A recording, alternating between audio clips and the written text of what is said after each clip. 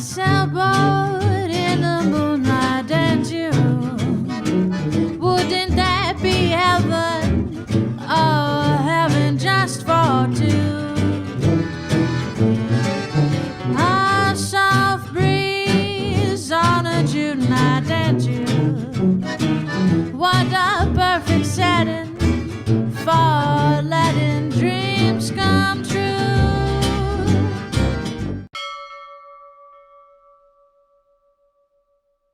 We have some special guests here today. We'd like to welcome Jamie Furlong and Liz Clear from Follow the Boat. Ahoy. Hey, folks. So where are you folks right now? Okay, we are in Sutra Harbour Marina Country Club and Golf Resort. Oh my goodness. Sounds awful. There's a full 18-hole golf course here. It's basically, it's on the northeast corner of what we call Borneo in Malaysia. Northwest. Sorry, northwest. Yeah, you can tell my directions are very good. And it's basically a massive, huge plot of reclaimed land. There's a lot of land reclamation going on down the coast of Malaysia, Borneo. And so this is, I think it's about 6 kilometers square of reclaimed land. Yeah. The marina's about 15 years old now, I think. And we're just on the corner of Kota Kinabalu in the state of Sabah. Wow.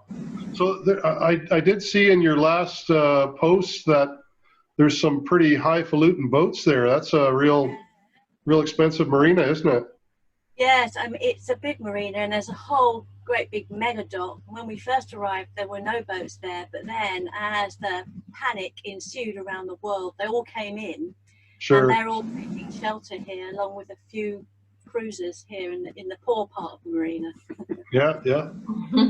So you folks are pretty prolific creators. I mean, you write. You've got this fabulous YouTube channel that, I mean, we could talk all day about that. And you write both books and magazines, I understand. You're a photographer, Jamie. I mean, tell us a little bit about your backgrounds. Where did you guys come from? You go first. Okay, I'm an Essex boy. I think most Brits will appreciate the irony of that. And it's about 40 miles north of London, Yeah. which is where he's from. Yeah, born and bred Londoner, that's me. Yeah. Okay.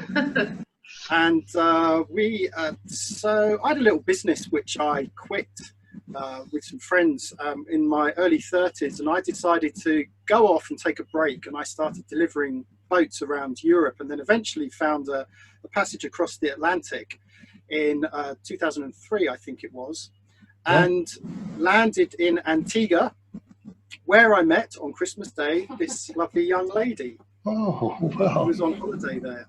And the rest is history. Somehow we concocted this whole idea of going and living on a boat together. And to be honest, I burnt out at work and was ready for a complete change. And I think the stars were aligned when we met. We just made the decision to go drop out, go live on a boat. That was 2004 or even 2003 when we made that decision. Yeah. And we bought the boat pretty quickly. I think I wrote down 2006. You bought Esbar or Esper, you call her, in Turkey, right? That's when we actually started living full time, but we'd had her for 2 years before then. Yeah. And in fact, I moved onto the boat 6 months earlier because poor old Liz had to serve a 6-month notice period with her company. Oh. So I went over the winter before with the boat on the hard, not knowing anything about boats at all. And in fact, for the first night, it was on the hard, and I sat there in the dark. And we had a friend there who was he wasn't a broker. What was he? An agent. Anyway, he came over to visit me at night time. He said, "What are you doing sitting in the dark?" And I said, "Well, I don't know how to plug in the electricity." So I then spent the next 2 days looking for the shore power input plug on the side of Esper. Oh my goodness. And realised, we can have shore power whilst we're on the hard. So that's how little I knew about boats. We knew nothing. We just knew nothing to begin with. It was all a big, steep learning curve, but it's been great. We're still learning. I guess we've all been there. I mean, Absolutely. we were there But at one Turkey's point. a great place to learn as well, because Turkey is blessed with pretty much year-round sailing. I mean, you can sail into October in your shorts and t-shirt, and January, February time, you know, you've got beautiful clear days, Cold. consistent winds. Yeah, and by April, March, April time, you know, you're in shorts and t-shirt again. Yeah, we spent 3 years there. That's where we learned how to sail the boat before we then headed off around the world. You spent 3 years or 3 days, did you 3 say? years. 3 years. 3 years, okay. Yeah. 3 years, You're not that yeah. brave. Yeah, well, Deb wanted to have a date night together. And Oh, I was yeah. a fisherman, and 20 years ago, she bought us a class at the yacht club. We had 4 little girls at home. We needed a night out. Yeah, So, yeah. Yeah. So that was our date night. And that was a winter class. Yeah. It was learn to sail, beginner sailing. And that spring we bought our first sailboat. We were So hooked. I guess the winters for you is full-on offshore, full weather gear, isn't it? No, it's ice fishing. yeah. It's take the boat out, put it on the hard, and Yeah. take the mast down and wait for 6 months. That's what it is for us. Wow. The boats So come where, out. where, The boats come out, I think our boat came out November 1st. We were one of the last boats to come out of the water because we were living aboard till November, and then we got an apartment. So yeah, and there really was not that many boats in it. So usually most boats come out October, beginning of October, I'd say, end of September, or even the beginning of September when kids go back to school. Yeah. So it gets really cold fast here. yeah. And where exactly is here? Lake Ontario, in between, we live in Belleville. It's in between Toronto and Ottawa. Yeah. So you guys are kind of, I'd say in the YouTube world, you're like the first guys out of the block there, because I think 15 years you've been at it. I don't think there's another channel really that's been going, other than Distant Shores, let's say. Yeah. But they were really TV based, I suppose. Yeah, that's right. So where did you get the I don't idea for really YouTube? All I was going to say is I don't really think of us as a YouTube channel till about 2014. Up until then, we just uploaded videos here and there as part of our blog and just to keep up with friends and family. Sure. But we sort of started taking it a little bit more seriously when we moved from blogging to vlogging during our refit in Thailand in 2014. So Oh, that's really? Okay. kicked off.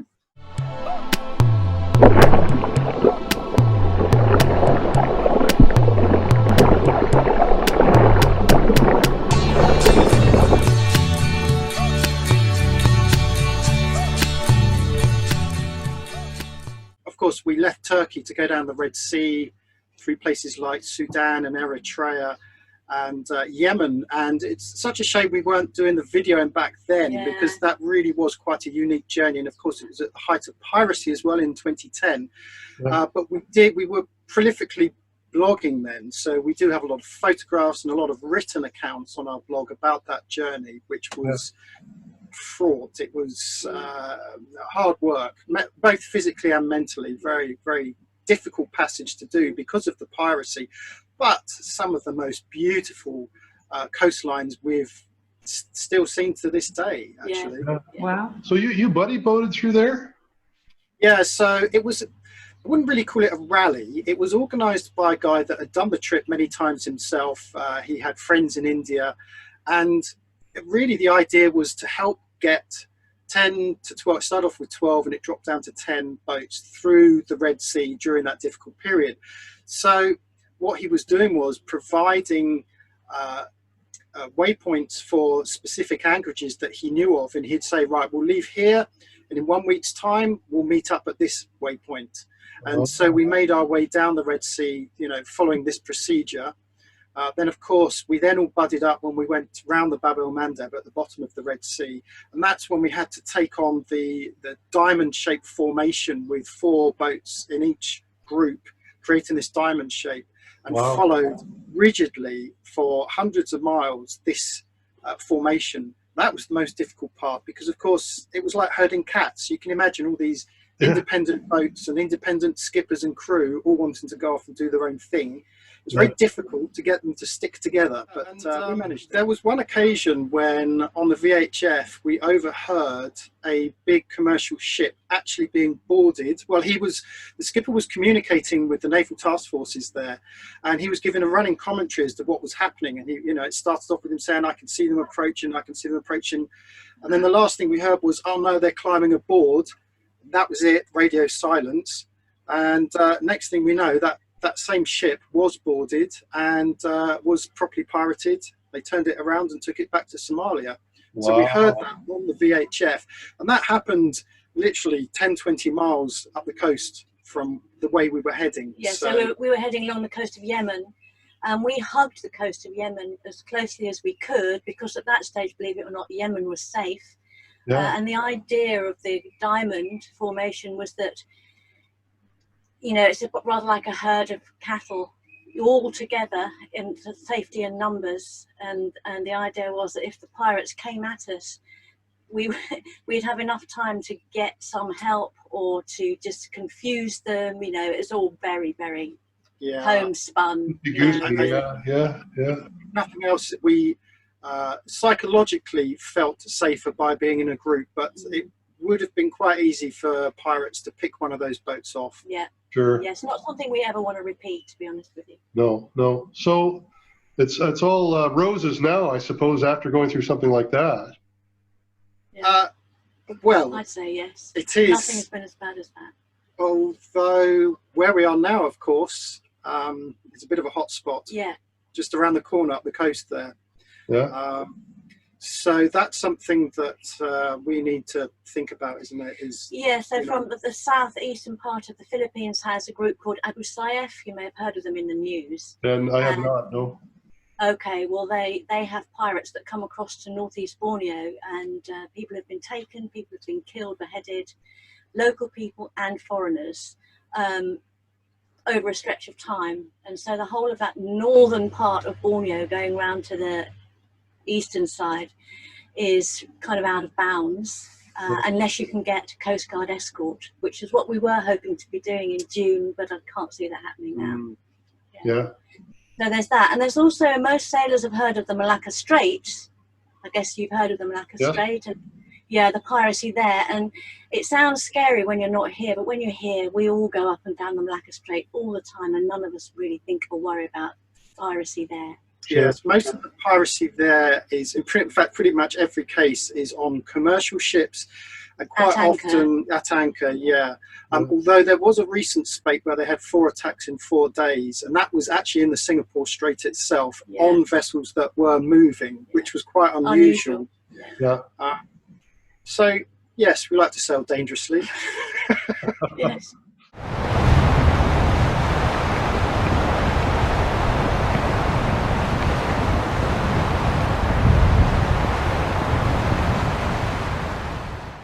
Well, you've certainly poured a lot into your vessel as far as safety and what have you goes. I should say I watched. Deb's not much of a YouTuber, but I watched like every episode of that refit. It was intriguing, the work that those guys did, and just to watch as she was brought to pristine condition again. We practically rebuilt her. It was a huge project, yes. Yeah. We have been thinking of revisiting that. I'm not going to commit to this now, but one thing we are keen to do, because when we did that series, there's 50 odd episodes, and it was very sort of, to work your way through it, you see it literally in real time. And I think it would be interesting for viewers to revisit that, but to have like a 3-episode version or 4-episode version where we take each main element in turn. So one episode we look at all of the paintwork, the second episode we look at the interior, the osmosis treatment, and to revisit it, and also to give a kind of 5 years on, how has it held up. Well, that was the next question. I'm wondering, after all that work, how's the boat, how's she handling? Really well. Pretty much everything that we got done then is still standing. Yeah, we didn't interfere with her shape or the masts or the sail plan or really anything like that. So she still sails really well. Yeah. And she was originally a little lighter because we took all that teak off the deck, Yeah. which was good. But I think she's heavier again now because Well- of your beer. Yeah. Pointing up, but of course you can't see it. But as you probably know, we added a doghouse or a solid bimini in anticipation of sailing into the colder climates, and that ended up being a little bit heavier than we wanted. But so that's obviously added a bit of weight to the boat as well. Sure. But you know, everything that we did was, although it might not have appeared to have been planned meticulously, it was. We've got an aeroplane going over, by the way. That's fine. I can barely hear it. Yeah. That's the Trenton Air Base, just west of us. We have an air, Okay. so the planes go by. So it's just one of the planes from Trenton. So it's just virtual noise. Yeah. Yeah. So yes, we really did thoroughly research that big major refit. We spent so long, you know, researching on the internet, getting in contact with other people that had done refits, and so although it seems a bit all over the place, it was planned with military precision. And actually, I got to say, Jamie, as a viewer, it was exactly the opposite. And I love the way that Liz kind of drew us into the community a little bit while we were doing it. You know, you kind of got to know the people who were doing the work. The Moondust Allcraft paint job, which looked much paler under the tent, revealed itself to be the colour we had always imagined and hoped for. Esper is starting to look like a boat again. As the tent was removed, Jung, our stainless man, continued to work on the davits. And I just loved that. It was like you were present for the whole thing, you know. We And very much in our sailing, it's about the communities, it's about the travel as much as the sailing for us. So wherever we go, we get involved with the local communities as much as we can.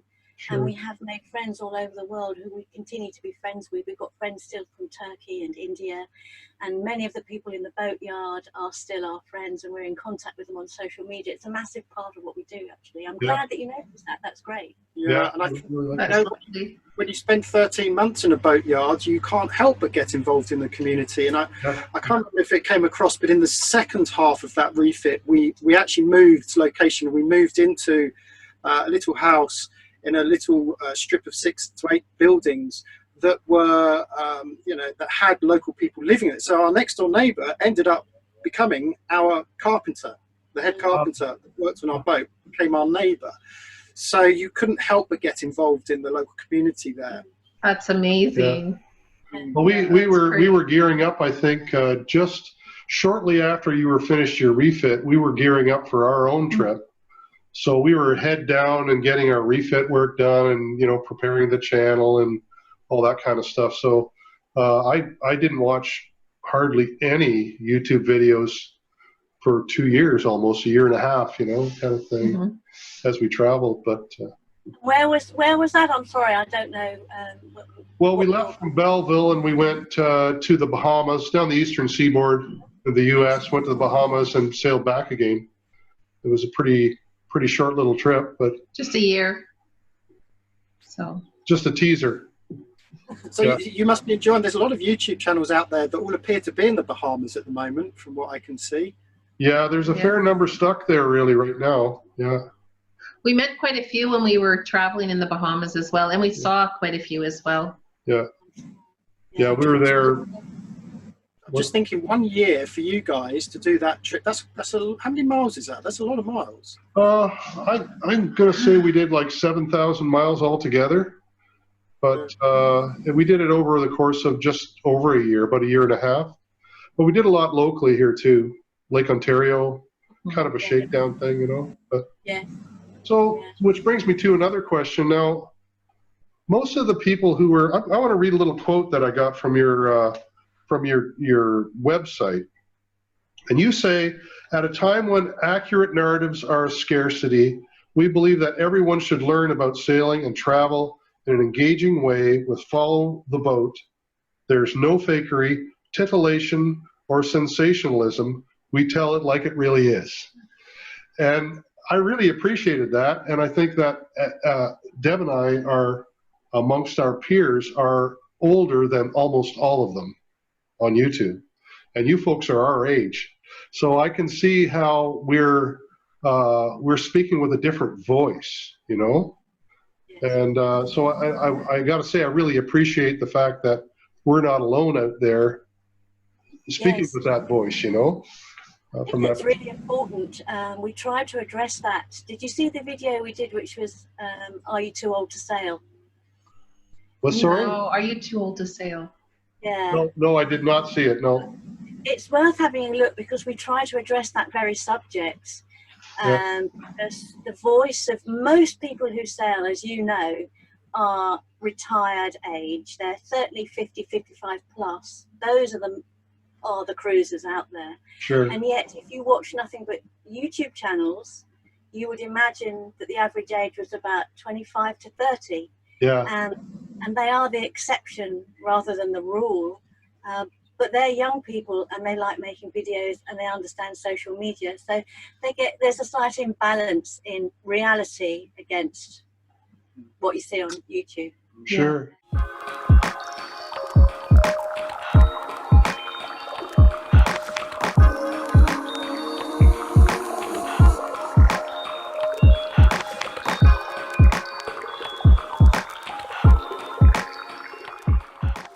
When we first started, when Liz and I first met, one of the ideas we entertained was looking at buying a Dutch barge. Yeah. And the Dutch barges, they have a wider waterway network over in Holland.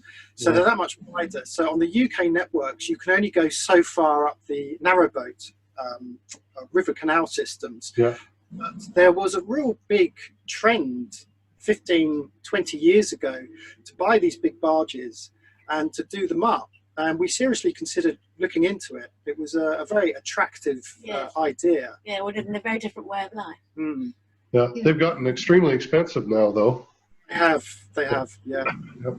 Yeah. So, what are your plans moving forward now? We're like in another month or so, it looks like things are starting to loosen up slowly around the world. We hope to be in the water. Where are you folks going to go next? So we mentioned earlier about going around the tip of Borneo. Yeah. That was something we were hoping to do. There's a rally here, and they invited us on board to help document the rally. Official media boat. Yes, there we go. Nice. And that is with the assistance of the military presence there. So they were going to help us go around there. So that was in the pipeline. But of course, at the moment, that's a bit up in the air. Yeah, it doesn't look like it will happen. I mean, our plan is still to get to across the Pacific, to get to Vancouver and to North America from Japan. So the next major leap will be from here through the Philippines up to Japan. And the idea was we were going to do that next year. But who knows what's going to be happening next year. At the moment, we can't go anywhere because all the territorial waters from Malaysia, Indonesia, Philippines, Thailand, Cambodia, they're all closed. Japan, you can't actually take your boat anywhere. Yeah. Yeah, so to answer your question, I mean, in the very short term, I think the most we can expect is to leave the marina and go and anchor out there. Yeah. And that's literally it at the moment. Yeah. Well, it's now coming to Japan. I don't think there's been another YouTube channel that did anything on Japan. Eh? No, I mean, it's really of great interest to us, isn't it? Yeah. Mm. Yeah. Yeah. That's Yeah, very there's one- adventuresome. I think Sailing Zingaro had planned to go there, but then the boat kind of packed it in. So you'll be a first.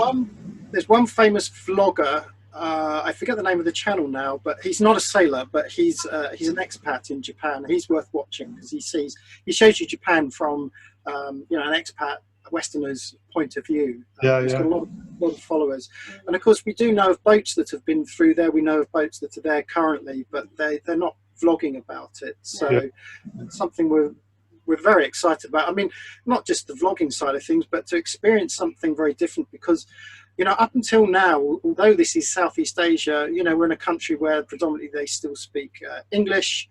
And most of the places we're going to are touristic, so even if English isn't their primary language, a lot of people still speak it or want to speak it. Sure, I yeah. think Japan is going to be a very, very big cultural shift from what we're used to now, and it's going to be a challenge that we are looking forward to, to taking on board, literally. Yeah. I watched a show with James May. Oh, I was just going to mention him. Yeah. You know James May from from Top Gear in the UK. He loves Japan. And he did a series of television shows on Japan, and I didn't realize it's very similar to Canada. Is it? Japan. In what way? Yeah, you've got that sort of wet coast, and you've got snowy, icy areas with winters like ours, and you've got it's very similar. Yeah. Okay. Well, I've read also that it's quite similar to the UK in the fact that it's a small island with quite a heavy population, and we have quite a similar outlook. Quite reserved. Are we reserved? Apparently. I'm interested to know, have you guys got a heater on board your boat? No. Well, kind of. I've got like a bus heater on it. So we've got a 50 horse Yanmar, and it as long as the engine is running, I'm able to heat the boat, but no, I don't. I don't think we've used it though. When we were on the boat at the marina, we were there for a couple months when we were living aboard, just September, October, November. Yeah. We ran just an electric heater inside just in November when it started, or October actually, because we didn't want to run the engine. Now, on the west coast of Canada, if you are considering adding heat, I would suggest you would need heat, not so much to keep yourself warm, but to keep yourself dry. Yes. Yeah. Because it's very damp. It's our next big project is to install a heater on the boat. It fills me with dread because it's either going to involve drilling a great big hole in the deck, or great big holes through our bulkheads for the conduits for the piping. So we're still in two minds about what heating system to go for, but that's going to be the next big project. And of course, we kind of have to do that now whilst we're here. Well, Philippines is pretty much a no-go area for importing stuff. And by the time we get to Japan, should we end up being there for a year, we're going to have that installed already. So really, it's something we should be doing now. Now's the perfect time to do it whilst we're in lockdown. But of course, we can't import stuff at the moment. So it's on hold for the time being. But I'm keen to talk to as many Canadians as possible about heating your boat in the wintertime. Yeah. Because you guys are experts at it. It's funny, but most Canadians don't sail in the wintertime. Oh, well, quite sensible. We don't have a lot of heaters in our boats because we haul them out in September, October, and we drop them back in again in May. Our daughter, who she's lived aboard her boat in Canada in the winter, and they had a wood stove inside their boat. Yes. That's my preferred option. Do you know the Patrick Childress? I don't know if you know his sailing channel. Him and Rebecca are down in South Africa now, and it's starting to get cool. And they sent us a photo of them standing in front of their log burner, and it looks really smart. She then sent another picture of their cat sitting on top of the log burner, but it looks like a neat installation. Well, a couple of things. I'll give you a few little tips, but there is a Canadian company, and I think they call it The Cube or something like that. I think you're right. Yeah. I think it's called The Cube, and there's like a micro cube and then a slightly larger one as well. And that same company sells the shield and the shielded pipe and what have you. And it looks just like a normal wood stove that you'd see in your cabin. It looks every bit like a tiny version of a Pacific Energy wood stove, which are common here. And it's a very popular one and inexpensive and works, I know, very well. But there's two channels that did a lot. Mads from Sail Life Yes. has a whole thing on heaters. And there's another channel we just started watching I just started watching called Alluring Arctic. Have you seen that one? No, I haven't heard of that. The guy's really cool. Yes. He's brilliant. He is, yes, yeah. Goes Sails up north of Norway. Is that the one? That's right. Yeah. In the fords, yeah. Yeah, he goes in a fjord, he puts on his skis, he dinghies to shore, and then he hikes, telemarks up to the top of the mountains and skis them and films them. But he did a whole thing on heaters as well. Did I've he seen use, it. That's the one I keep asking you to watch. Okay. Yeah, that'd be a good one to but watch. did he use wood? I think he was all fuels, all like propane or diesel, I think. But Because I can't imagine finding wood up there very often. He used diesel, but he had three types of heating. He had a kind of Dickinson, diesel heater, which Yeah. goes through. He also had Eberspacher, which is the forced air system. He had that as well because the boat came with it. And then when he's on shore power, like you, he was plugging in. So he talks about the 3 different ways he has to heat his boat and pluses and minuses. But yeah, really good. As you can hear, Liz is the expert on this, so I think the installation is going to be done by Liz. I'll just film it. he's got to be warm.